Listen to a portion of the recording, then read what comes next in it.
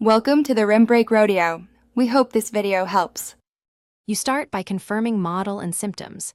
Is it no power, intermittent, or a frayed cable? Once done, remove power and wait a minute so capacitors discharge. Use a multimeter to verify output at the barrel or USB pin, record voltages. Next, lay parts on a static-free mat and use the correct driver to open seams. Do not force clips.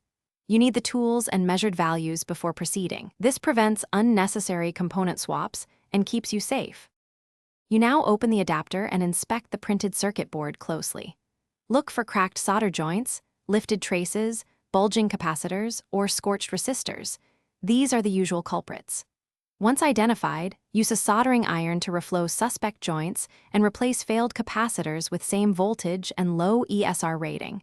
Use correct polarity. While doing this, measure across the input fuse and bridge rectifier to confirm continuity. Make component swaps only when measurements justify it.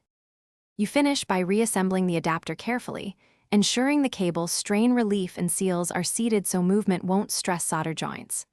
Once closed, test the adapter under a controlled load and verify stable output voltages with a multimeter. Watch for heat or voltage sag. If the adapter still fails, try swapping the output cable or replacing the internal switching module. If none of that fixes it, document your findings and recommend Apple-authorized repair or replacement as the final recourse. Thanks for watching. Consider subscribing if we helped you.